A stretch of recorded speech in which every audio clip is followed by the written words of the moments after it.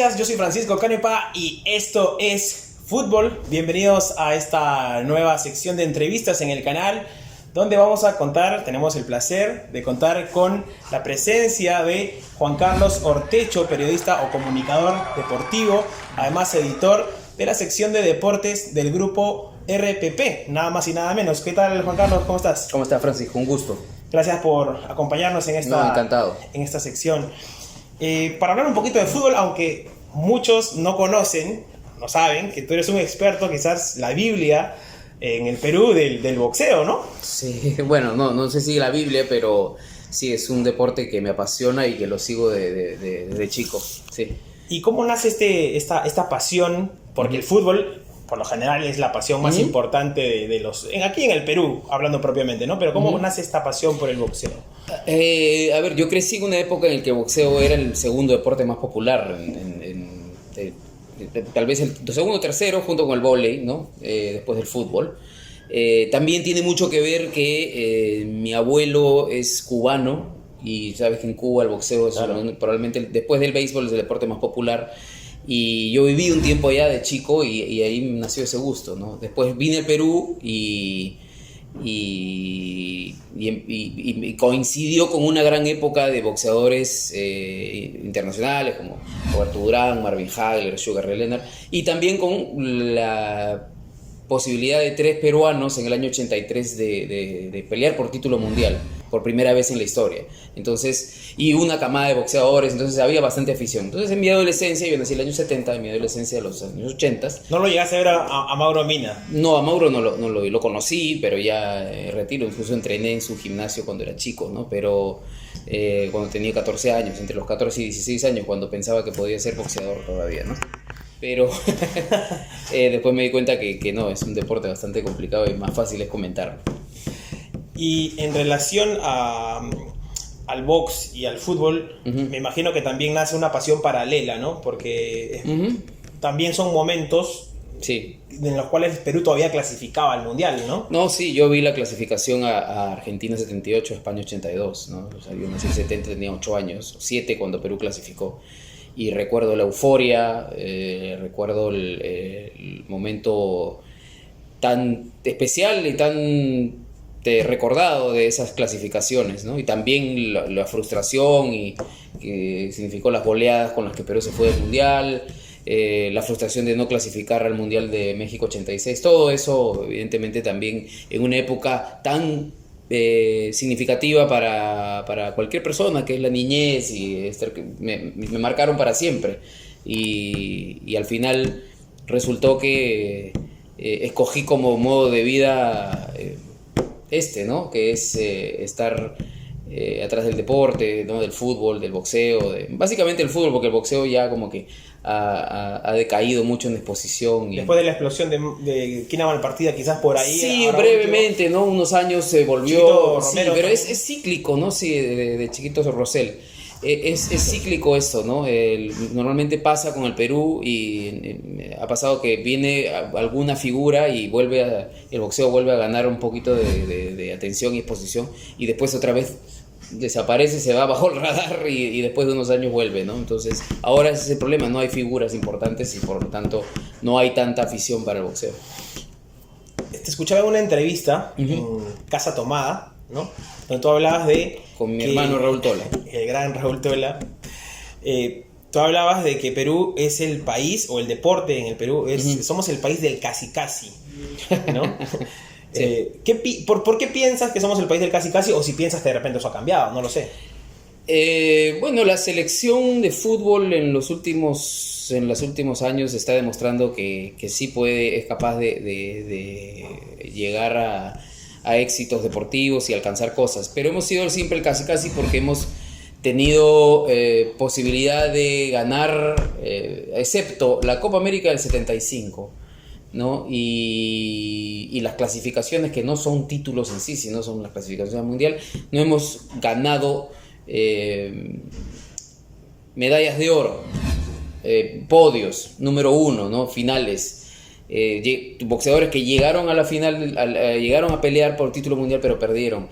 el vóley que llegó a 2 finales, un final de mundial y final de las Olimpiadas y perdieron, ¿no? Y también de muchos equipos peruanos como Cristal, que llegó a la final de la Libertadores y perdió. La U en el 72 perdió también en la final. Entonces, y Mauro, que fue el número 1 en los 60 y no llegó a ser título. O sea, siempre el casi, ¿no? Uh-huh. El que estuvimos ahí. ¿Por qué? Porque no hemos sido nunca. Y ahora en la Copa América. Y en la Copa América también llegamos. Pero bueno, ahí era un poco. Era mucho más difícil. Era todo, sí, yo creo que todo indica más una gran sorpresa que Perú llegara a la final, por más que tenemos un equipo que ha mejorado en los últimos años.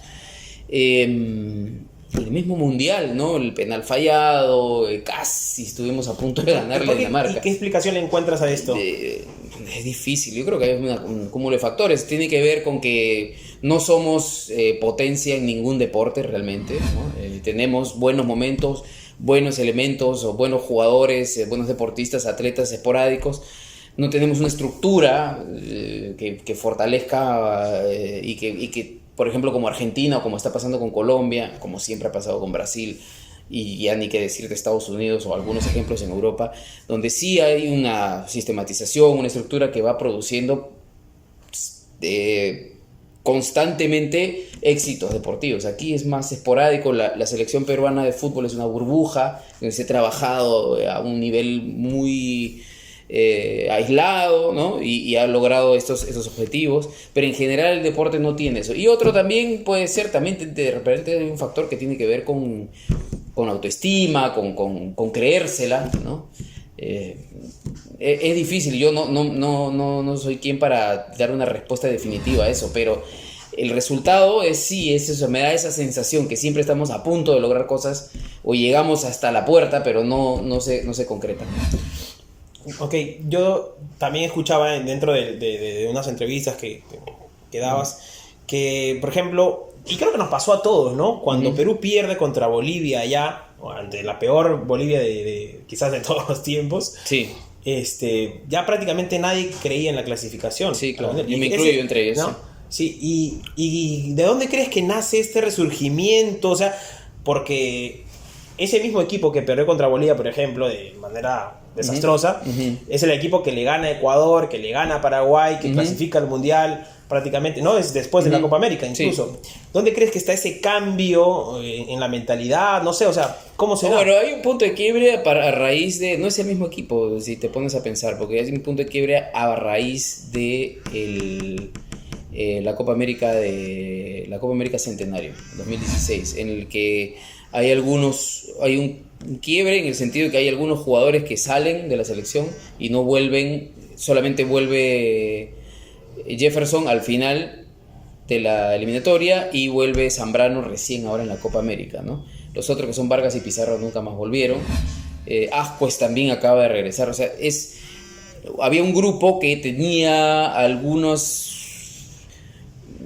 no quiero decir diferencias, sino algunas resquebrajaduras. Es importante en un equipo de fútbol, en un plantel, que haya comunión y que no haya ese tipo de problemas. Casi todos los equipos que han podido lograr cosas son equipos que han tenido una simbiosis, una comunión en el grupo. Uh-huh. Y yo creo que eso hace. Los jugadores son los mismos, excepto algunas diferencias, pero creo que el espíritu de grupo se fortaleció a raíz de que algunos elementos fueron separados. Pero, o sea, yo te hacía la consulta a partir de que tú decías, por ejemplo, nosotros no tenemos jugadores de categoría, no vamos a clasificar al Mundial, esa es la expresión, te lo digo porque lo escuché. Entonces, seguramente como muchos, o sea, tampoco no es como que, tú dijiste, ¿no? Seguramente yo u otros también hubiéramos pensado lo mismo en aquel momento. Excepto Guerrero. Bueno, excepto Guerrero. Y Jefferson. Entonces, ¿sigues pensando que, por ejemplo, este es un equipo sin jugadores de categoría y está creciendo hasta el punto de convertirse en el que lo son o se han convertido? ¿Qué piensas de este grupo humano que ha formado? No es una potencia, no es un super equipo, es un equipo solidario, es un equipo que sabe lo que quiere, es un equipo que tiene a una luz importante en la dirección técnica y en el comando técnico y en la dirigencia, entre Juan Carlos Oblitas, el mismo Antonio García Payos. Es un grupo cohesionado con buenos jugadores pero no olvidar que son jugadores de un segundo, no quiero usar la palabra nivel, ¿no? Pero o sea, nuestros jugadores, excepto Paolo Guerrero, y excepto incluso Jefferson Farfán, ya está en Rusia, ¿no? Y ahora, bueno, se ha lesionado y ya está digamos, le quedan 3 o 4 años más de carrera, no creo que más. Los demás son jugadores de ligas como Dinamarca, Holanda, México, ¿no? No están en el frente ¿no? Compara con Colombia, donde tiene sus jugadores Colombia, incluso Chile, ¿no? A pesar de que Chile no le fue bien en el último mundial o la última clasificatoria y ahora quedó fuera a manos de Perú. La prueba clara de que el grupo es importante, ¿no? Es muy importante. Ahora, son jugadores buenos, no extraordinarios, pero que han logrado un resultado extraordinario a partir de capacidades individuales y de esta simbiosis de la que te hablo, de una comunión, de un grupo unido. Pensando en eso que mencionas, ¿cómo ves a Perú de cara a estos amistosos, de cara a las eliminatorias, a la próxima Copa América también? Creo que tiene un problema grave, un problema fundamental, no es grave, es un problema fundamental, que es la ausencia o presencia de Paolo. Yo creo que Gareca ha logrado parchar de alguna manera, suplir en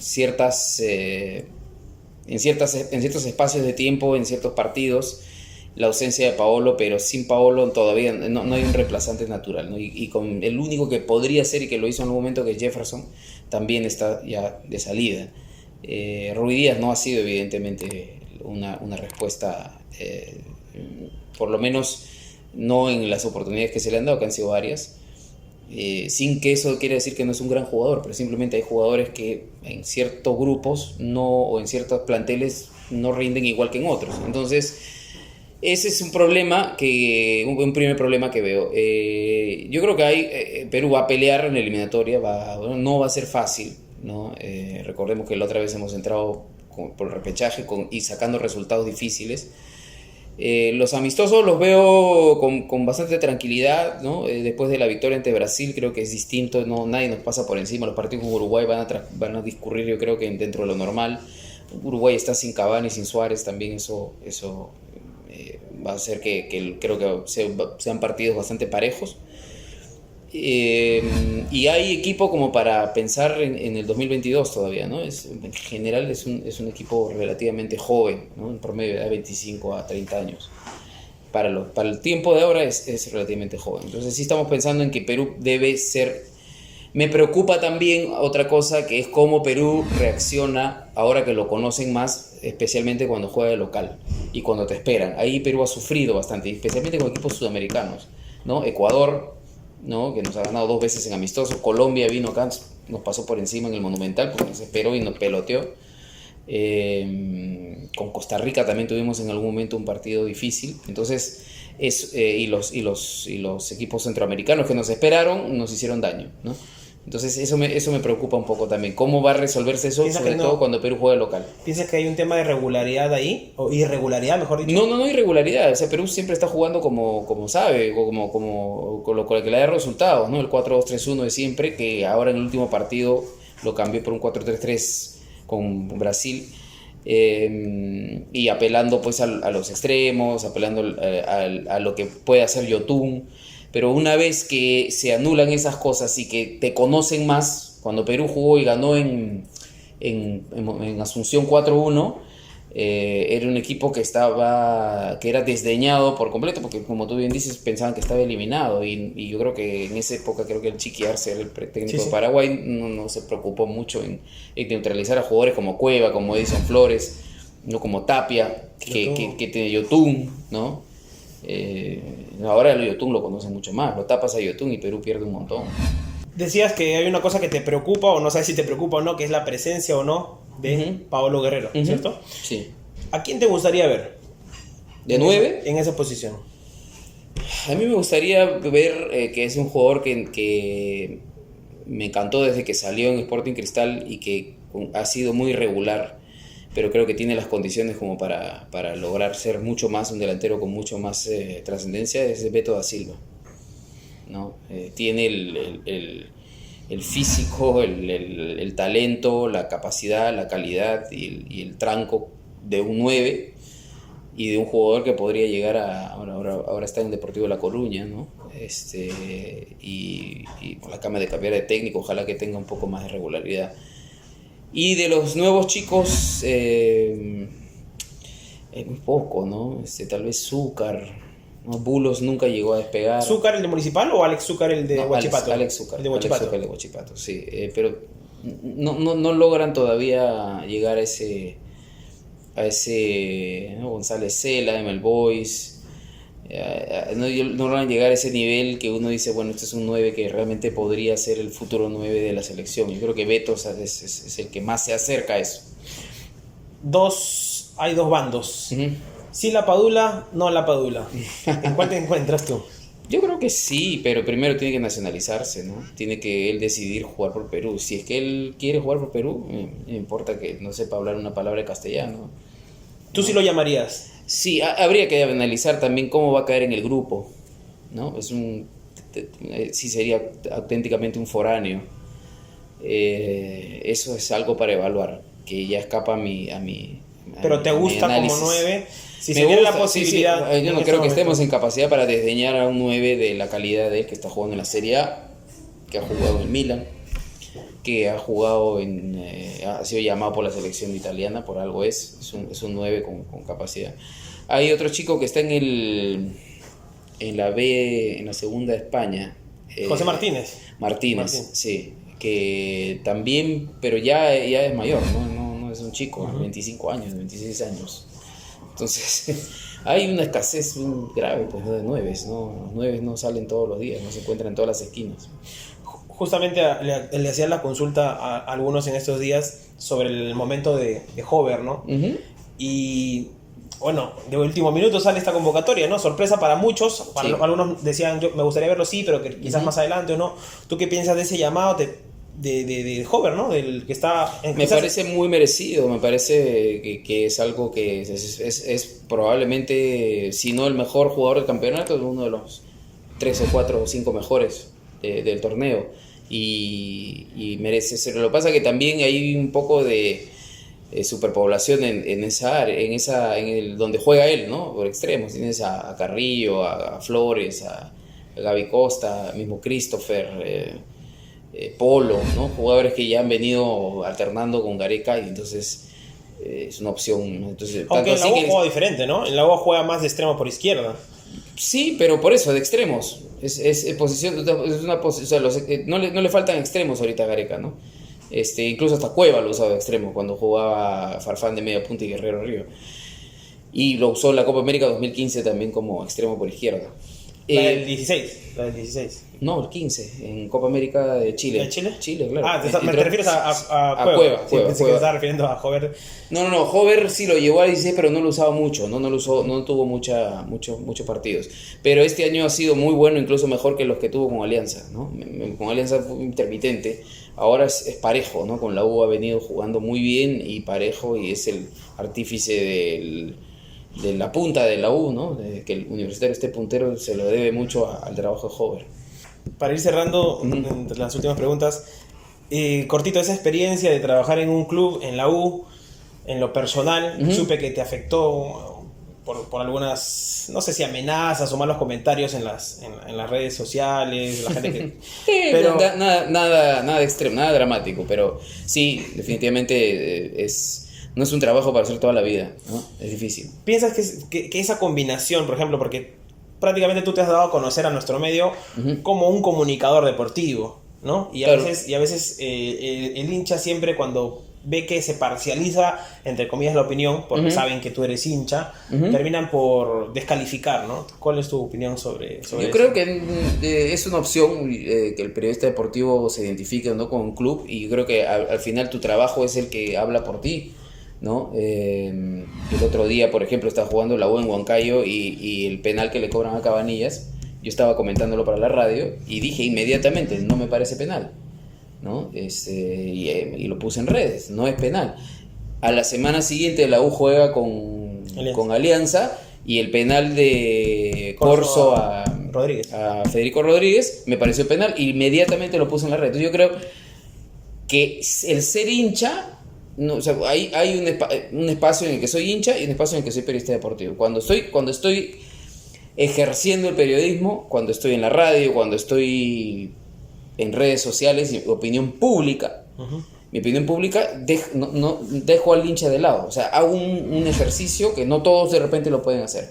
En privado, soy hincha, ¿no? O sea, ayer estaba viendo el partido con el Boys y quiero que luego meta gol, no voy a engañar a nadie. Entonces me parece absurdo querer engañar con esta hipocresía que mucha gente, no, yo no soy hincha de nadie. No, la gente debería... O la más fácil, soy hincha del Muni. O soy hincha del Muni, o soy hincha de... Guaral. O soy, claro, no, el Guaral te vas a meter con el chino. No, o sea, decir sí soy hincha, pues no lo quiero decir. Ya, es legítimo también, pero decir no soy hincha de nadie, no, aquí o del Barcelona, ¿no? Aquí en Barcelona. Hay periodistas así que con el tiempo, con los años, dejan de interesarse en los equipos locales. Es verdad, hay casos. Uno de ellos, por ejemplo, era o dejan de ser hinchas. Daniel Peredo, por ejemplo. Daniel Peredo, para no hablar de colegas que están actualmente en actividad, se sabía que él era hincha de la U. Pero con el tiempo, él fue jefe de prensa de Cristal, ¿no? También un tiempo, y con el tiempo ya se desmarcó. No sé si se desmarcó, sino que se metió tanto en la profesión, y yo te lo digo porque yo lo conocía a Daniel, ¿no? Y Daniel no sufría por la U para nada. O sea, sí tenía su simpatía, pero no era principal y eminentemente periodista. Gritaba los goles de Alianza duro. Y gritaba los goles de Alianza y sí, incluso alguna vez le dijeron que es hincha de Alianza, ¿no? La gente quería que era hincha de Alianza. No, él había sido hincha de la U y después ya era más hincha de su trabajo que de cualquier otra cosa. Yo en lo privado, como te digo, sí, ¿no? Reniego cuando la U no mete gol, ayer he estado renegando, ¿no? Pero eso es entre yo y mi familia y con mi hijo y nadie más, ¿no? Y mis amigos, seguramente, ¿no? Y también entro en la joda con los hinchas de Alianza, amigos en la intimidad. Hacia afuera, como periodista deportivo, es perfectamente posible, ¿no? La gente sabe que yo quisiera que gane la U siempre porque soy hincha, pero mis opiniones nunca van a estar sesgadas por eso. Si lo de Corso fue penal, y el que le dice que no es porque está nublando los ojos con la camiseta o con el hinchaje, ¿no? La última, estuviste mucho tiempo viviendo en el extranjero, sí, ¿no? Y algunos incluso cuando regresan, no recuerdo el nombre, ya me lo dirás tú, cuando regresaste dijeron una de las nuevas caras del periodismo deportivo, ¿no? No recuerdo quién fue, pero ¿cómo es esta experiencia para ti de introducirte en el periodismo deportivo, ya definitivamente, y también ahora ser parte también del grupo RPP, siendo editor de toda la línea de deportes, ¿no? Me apasiona, soy una persona que se considera bastante afortunada de trabajar en lo que le apasiona. Durante muchos años no lo hice, ¿no? Yo empecé la carrera de periodismo deportivo tarde, empecé casi a los 30 años, ¿no? ¿Por qué? Porque precisamente no decidía ejercer la profesión, no porque haya encontrado eso. Yo siempre supe que quería ser periodista deportivo, siempre supe que quería dedicarme al periodismo, pero por uno u otro motivo familiar, ¿no? Estudié Derecho, estudié Ciencias Políticas, estuve un tiempo un poco confundido, ¿no? En el sentido con la situación vocacional, pero al final tuve que tomar una decisión que no fue fácil porque es una profesión complicada, hay muchos menos periodistas que ganan un sueldo digno que ingenieros y médicos y abogados, ¿no? Es una profesión complicada y que está también en una situación ahora de cambio, no se sabe a dónde estamos yendo, ahora cualquiera con este aparato es periodista, ¿no? Entonces es difícil, pero yo tomé una decisión hace mucho tiempo y como te digo, me considero bastante privilegiado de poder trabajar en esto, de poder hacer lo que más me gusta. Porque si estuviera en mi casa sin trabajar estaría haciendo lo mismo. Estaría viendo fútbol, estaría hablando de fútbol, estaría viendo box, leyendo de box, leyendo de fútbol, metido en esto, ¿no? O sea, no todos pueden decir eso, ¿no? Que tienen ese privilegio, yo lo tengo y tomé una decisión de vida al respecto. Y no ha sido fácil, pero bueno, acá estamos. Listo, Juan Carlos, agradeciéndote. No, Cortito, una sí. frase que le puedas dejar a los que quieren dedicarse también al periodismo deportivo, ¿no? Porque hay mucha gente que quiere hacerlo. Sí, bueno, hay algo que a mí me sirvió mucho y es tener la certeza de que tienes algo distinto que decir, ¿no? Y tener la ambición de llegar al lugar. O sea, no es... Si tú vas a ser periodista deportivo porque te parece chévere o porque te parece bacán trabajar en fútbol y que no es una verdadera chamba, no lo hagas. Hazlo porque es lo único que sabes hacer o porque es lo que más te apasiona hacer y porque sabes que tú tienes cosas que decir o hacer que son distintas a la que tú tienes. Todo el mundo puede tener una opinión sobre el fútbol, pero no todo el mundo puede tener una opinión sobre el fútbol trascendente, ¿no? Si tú sientes, si tienes que, o sea, cuando busques en eso, primero la necesidad de serlo y de que no puedes hacer otra cosa, de que eso es tu vocación, porque millonario no te vas a hacer con el fútbol, siendo periodista deportivo. Con el fútbol tal vez sí, pero siendo periodista deportivo no. Entonces es una vocación, es una profesión de mucho amor, de mucha dedicación, de mucha pasión y de eso, de tener la certeza de que tienes cosas trascendentes que aportar. Si no, para hacer lo mismo que hace todo el mundo, mejor no lo hagas porque no va a ser, no la vas a pasar bien, ¿no? Sí, o sea, tienes que hacer algo distinto. Listo, Juan Carlos, te agradezco. Puedes invitar a los suscriptores y a los hinchas del canal que están viendo esta entrevista a que se unan, le den like, se suscriban. Esto es fútbol. Esto es fútbol. Sí. Bueno, amigos de Esto es Fútbol, les invito a que se suscriban, a que sigan viendo estas entrevistas y todo lo que nos ofrece aquí el amigo Canepa. Te agradezco, ha sido una entrevista muy interesante, me gusta mucho que te prepares para la entrevista, ¿no? No siempre sucede eso y que sigan adelante, se suscriban amigos y lo sigan, yo también lo voy a hacer. Placer. Gracias. Si quieres saber quién anotó un gol o cuál de los equipos se coronó campeón, resumen y crítica Francisco en la narración, prepárate. Esto es fútbol. Recuerda suscribirte y dale click a la campana. Subimos videos toda la semana. Deja tu comentario y participa del sorteo. Los ganadores saldrán en nuestro próximo video.